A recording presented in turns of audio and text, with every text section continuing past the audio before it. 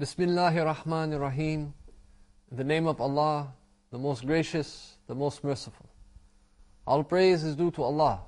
And may His peace and blessings be upon His last messenger Muhammad and upon all those who follow the path of righteousness until the last day. We welcome you once again, dear viewers, to another episode on the Hereafter. Another in a series of Islamic programs presented to you by Sharjah Satellite Television from Sharjah in the United Arab Emirates.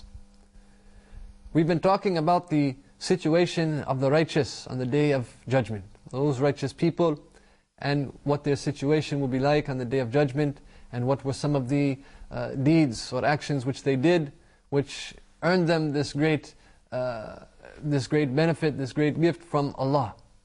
And we talked last time about the 7 that the Prophet, may God's peace and blessings be upon him, mentions in the hadith, the 7 people whom Allah will shade under His throne on the Day of Judgment, the day when there is no shade except the shade of Allah.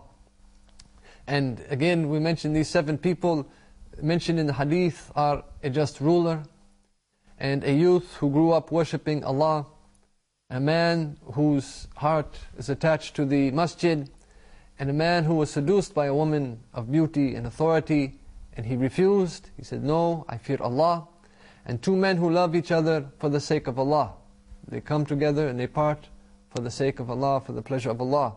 And a man who gave out sadaqah secretly, such that his left hand did not know what his right hand was spending. And the 7th being a man who remembers Allah in seclusion, and his eyes overflow with tears. So these are the 7 people mentioned in this hadith, and these are the actions, these were the qualities, the things that they did, that will gain them this reward on the Day of Judgment. The Day of Judgment is 50,000 years long.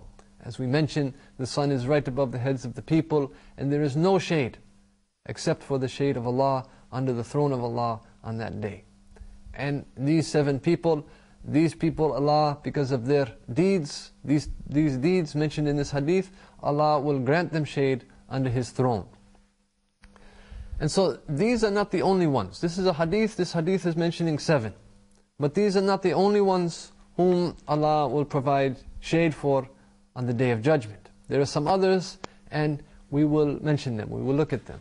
In the hadith, the Prophet, may God's peace and blessings be upon him, said, "Whoever extends the time limit for a debtor who is in difficulty, or waives the debt altogether, Allah will shade him with His shade." This is from a hadith narrated by Muslim. So, this is a person who extends the time limit for a debtor. Somebody owes him money, and he extends the time limit for him. He gives him some extra time to pay it back, or he makes it easy for him, or he waives the debt altogether. He erases it and overlooks it altogether. The person who does this, then Allah will shade him with His shade on the Day of Judgment. Financial difficulty is a great form of distress for people, and especially for people who have families, who have responsibilities. They have people to take care of, and they have responsibilities. Financial difficulty is a disaster. So if a person is in this situation, and that person owes you money, and they borrow money from you, they're in a difficult situation, you lend them some money, and you agree that, we'll pay it back at such and such a time. But because they're having some difficulty, they're still having difficulty, if you give that person more time, when the time comes, he's still having difficulty, he hasn't gotten the money, he can't really pay you back right away, the full amount or what have you, you give that person more time. You tell that person, you pay me when you have the money. You take your time, when you have the money, you pay me back. Or you give them a break, or you completely forget the debt. You forgive the debt completely. Because you made it easy on this person in the dunya. Because you made it easy on this person in this life, Allah will make it easy for you on the Day of Judgment. And will provide you with shade on the day in which there is no shade except for the shade of Allah. We're just making it, helping this person, easing this difficulty. And you'll find, you see, when we look at this hadith and the people mentioned in the previous hadith that we were looking at, you find that this shade on the Day of Judgment is usually for people who either went through difficulties in this life or they made things easier for others. Because in the previous hadith it mentions the just ruler. The just ruler, he makes things easy on others. And the man who gives sadaqah secretly, when he's giving sadaqah, he's giving charity, he's helping others, he's making things easy for others, he's relieving the distress of others. And the one was mentioned who was approached by a woman, seduced by a woman, and he refuses. This is a person who is going through difficulty. And so Allah will make it easy for these people on the Day of Judgment. In another similar hadith found in Mishkat al-Masahbi, the Prophet, may God's peace and blessings be upon him, said, whoever shows leniency towards a debtor or writes off the debt will be in the shade of the throne on the Day of Judgment. So this is the reward for helping people and relieving some of the distress, some of the hardship a person is in. You make things easy for the people. Another person who will be relieved of the distress on the Day of Judgment is the person who strives to meet their brother's needs. The Prophet, may God's peace and blessings be upon him, he said, whoever relieves a believer of distress in this world, Allah will relieve him of some of the distress of the Day of Judgment. Whoever makes things easy for those who are in difficulty, then Allah will make things easy for him in this world and in the next. And whoever conceals the faults of a Muslim in this world, Allah will conceal him and his faults in this world and in the hereafter. Allah will help the slave as long as the slave helps his brother. This is a hadith narrated by Muslim. In a similar hadith narrated in Bukhari, the Prophet, may God's peace and blessings be upon him, said, the Muslim is the brother of his fellow Muslim. He should not mistreat him or let him down. Whoever meets the need of his brother, Allah will meet his needs. And whoever relieves the Muslim of some distress, Allah will relieve him of some of the distresses on the Day of Resurrection. Whoever conceals the faults of a Muslim, Allah will conceal him his faults in this world and the next. So this is something which we underestimate nowadays, and that is the assisting or helping others. It seems like a very minor thing, a very small thing, assisting people, helping people, assisting them. We underestimate the value of this in the Akhirah. And we see from this hadith that by assisting your brother, helping your brother, that it carries with it a very great reward. Sometimes a person, they may have the understanding or the misunderstanding that the deen, the religion, Islam, it's a few rakat, it's fasting in Ramadan, reading some Quran, making some tasbih, some dhikr, and that's all there is to Islam. And then you do whatever you want with others. You can abuse people, you can take advantage of people, you cheat, you steal, you do what you want, and you think that this is being a perfect Muslim. That you're mistreating the people, but you're praying, you're fasting, you're paying your zakat, you're making dhikr, reading Quran, and that person will think that this is, he has a perfect Islam.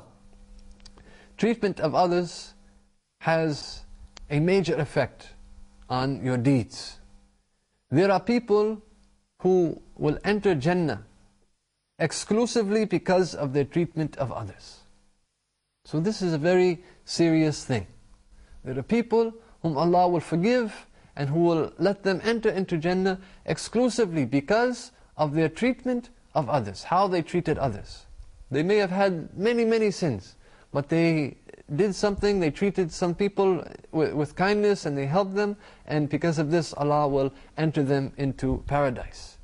So if you ease the distress of a believer in this world, Allah will ease for you one of the distresses of the many distresses of Akhirah on the Day of Judgment. The Prophet, may God's peace and blessings be upon him, he also mentioned in these hadith that whoever conceals the faults of a Muslim, Allah will conceal his faults on the Day of Judgment. What does this mean? It's talking about whoever conceals the faults of a Muslim, Allah will conceal that person's faults on the Day of Judgment. This is talking about something that you don't want other people to see. We have faults, we have sins, we have shortcomings, certain things which we don't want other people to see. We don't want other people to know about. For example, the sins. If somebody is committing a sin, they might be doing it away from the people. They're doing it in private. They're hiding from the people and they don't want anybody to know about it. They're committing a sin, but they're doing it in private. They're hiding it from the people. They're keeping it away from the people. They're not openly committing this sin. They don't want people to know about it. For example, you have some people whom they pray and they have a lot of iman in their hearts. They're very good Muslims. They're praying, they're fasting, they're following Islam. They have a lot of iman, but they, for example, they may suffer from an alcohol addiction. They have an addiction to alcohol. They're drinking alcohol, which is one of the major sins in Islam. Nevertheless, this person still, in the depths of their heart, they have a lot of love for Allah. And they know that they know their weakness. They know that what they're doing is wrong. And they know that they recognize this weakness and they're asking Allah for forgiveness. They're afflicted with this disaster of addiction and they don't want anybody to know about it. They're addicted. They're drinking alcohol. They want to leave it. They're asking Allah for forgiveness, but because of this addiction, they're drinking. But they're hiding. They don't want anybody to know about it. They're concealing it from everyone. They're concealing it from, they're not doing it in public. So say somehow you come to find out about this. Somehow you come to find out that this person is drinking. And you don't let anyone know about it. You keep this a secret. You make it secret. You come to know about this person's problem. He's committing a sin. It's a major sin. But he's doing it privately. Somehow you come to know about it and you make it secret. You conceal it. When you do this, Allah will conceal for you one of your faults on the Day of Judgment. Because every one of us, we have some privacies or faults that we don't want anyone to know about. Every one of us. Each and every one of us, we have something, some privacy, some faults, something that we don't want anybody to know about. Either it could be thoughts or acts or things that could be done that you don't know, that you don't want anybody to know about. And you're not insisting on that sin. You're asking Allah to forgive you. You've committed a sin. You're not insisting on it and repeating it. You've made that sin and you're asking Allah to forgive you. You're making tawbah.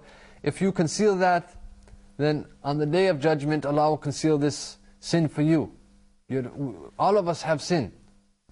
So if we conceal the sin of our brother, like as the example we gave, then Allah, this sin that we have, we don't want people to know, Allah will conceal that sin for you on the Day of Judgment.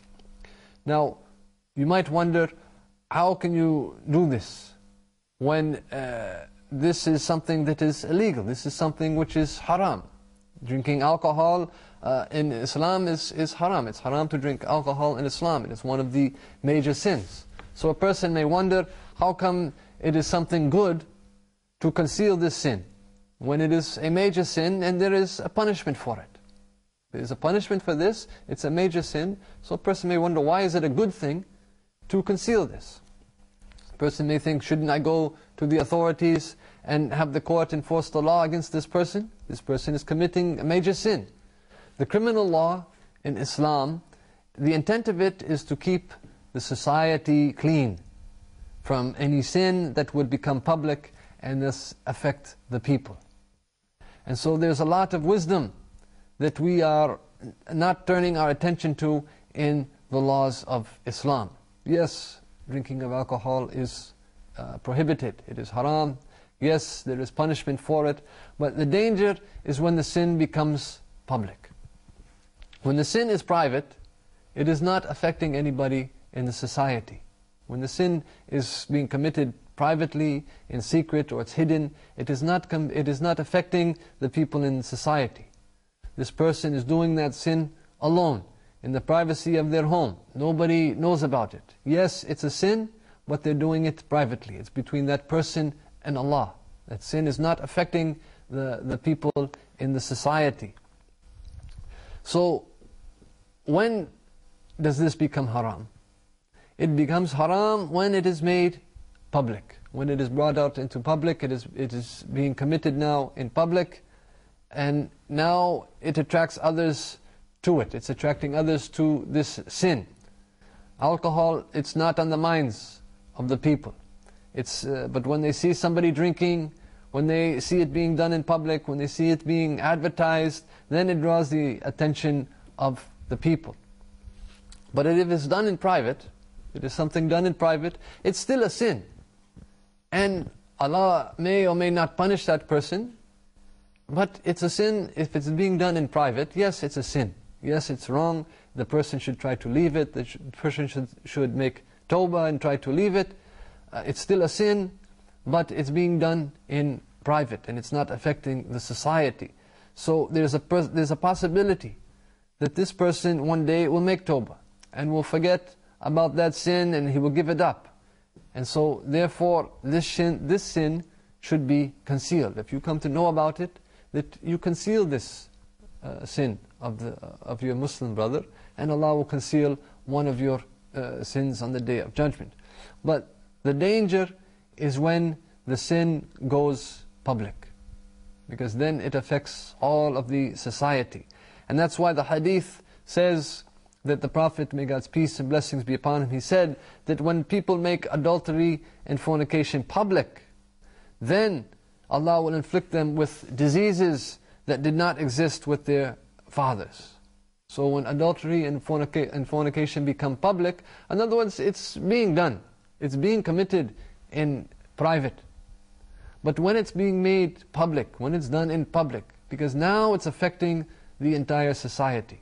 So when this is done, the hadith of the Prophet, may God's peace and blessings be upon him, is saying, when the fornication and adultery, when it becomes public, then Allah will inflict those people, will inflict the society with diseases that did not exist in the time of their forefathers.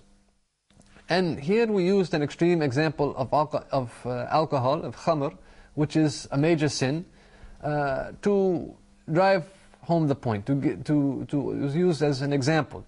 But this would apply to any small or minor thing.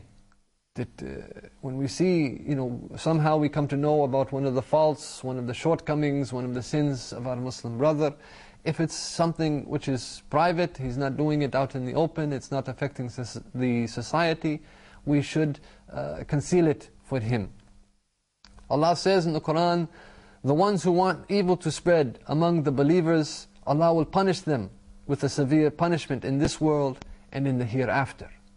Some of the scholars say that this applies to the ones who go and they spy on others and then expose their evil deeds to society.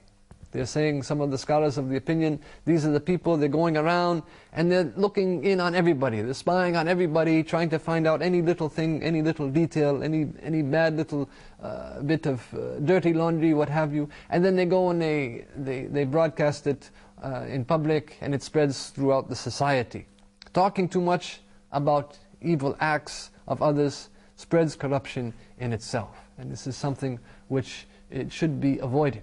And the person who conceals it, who conceals the faults of his brother, then Allah will conceal one of his faults on the Day of Resurrection. With that, dear viewers, we'd like to end for this episode.